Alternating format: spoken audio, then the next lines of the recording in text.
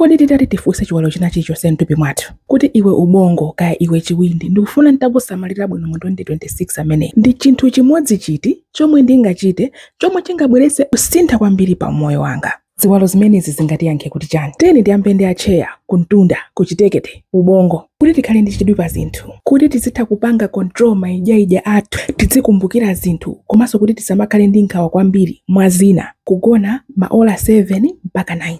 Kuona tulo tokwanira komanso tabwino ndi chinthu chimodzi chomwe tingachite chomwe chingakonze kwambiri thanzi la mu ubongo mwathu mpaka natitakalamba. Chifukwa ngakhale matenda aja a dementia aja timati agogo amangopanga zinthu ngati mwana, matenda amenewa amakhala ochepera mwa anthu amene amagona mosachepera maola 7 hours. Mapapo akuti musawayandikitse ndi utsi wina uliwonse. Nkhuni, fodya, kaya simukusuta nawo mukungowachezetsa, shisha, mapapo akuti ayi. Muziyenda ku mitengo komwe kuli mpweya wa fresh kuti mapapo anu apitirize kukhala ndi thanzi. Tiyeni ku mtima. Iwotu ukuti ngakhale simumasangalala ukamagunda pa mukamayenda ndawala kapena kuthamanga, iwowo mpamene umakhala pa chisangalalo kwambiri chifukwa mpamene umapeza mpata oti nawo ukhwime kapena kuti ulimbe. Iwotu ukupempha kuti muziyenda galimotoyo muziyipumisa kaye 2 minutes na yake. Nanga gati zankati,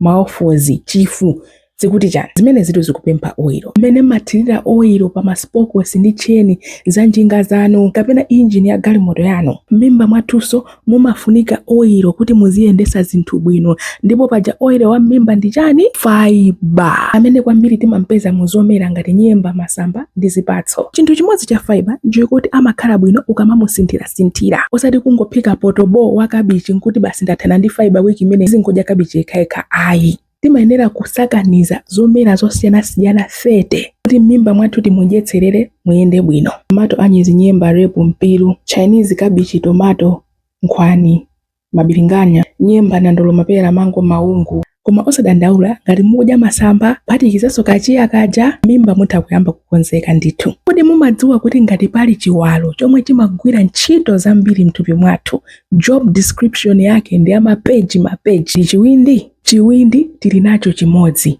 Mwamwayi chisumphipo tilenga anachipanga kuti ngakhale chitaonongeka, chitadyekajeka, tikasintha makhalidwe athu chimatha kuchira nkubwerera mchimake. Pa chizungu timati regeneration. Titenge kuti ichi ndi chiwindi ndipo chonsechi uku chaonongeka chasala ichi chokha. Titasiya kupanga zinthu zomwe zimaononga chiwindi ngati kumwa mowa, chitha kubwereranso mchimake ndi kukhalaso chiwindi cha mtunthu. Pamenepo ndi anatiganizira osanama. Sikuti musangalale kwambiri tisazichitisa zimenezi ayi.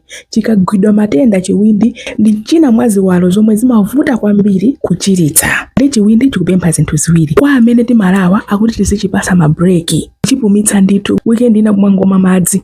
Kwa ena tonse chiwindi chikutipempha kuti tichepetse kudya zinthu za mapaketi zomwe zapita ku factory ndi kuyengedwa kwambiri, pa chizungu timati ultra processed foods. Iyi ndi paketi ya noodles ndipo ponsepa apa ndi ma ingredients, zinthu zomwe zalowamo kuti angopanga kapaketi kamene kama noodles. Zambiriso sindingaziwerenge imene. Onsezi sikuti zimangolowerera mthupi mwathu ndi kusungunuka iyayi. Chiwindi chathu ndi chomwe chitakagaye zonsezi kuti mapoison amenewa asationonge mthupi mwathu. Tikamadya zinthu ngati zimenezi tikuchigwiritsa chiwindi chathu pa overtime, kugwira thangata ndithu, ndipo pena tsiku lina chitha kudzatopa. Mpsyo zathu ndiye mukudziwa kale, sizipempha zambiri yayi. Ngati mkodzi wanu ukutuluka wambe muli bwino inuyo ndi kuti mukumwa madzi okwanira, chimodzi chomwe impsyo zanu chimapempha.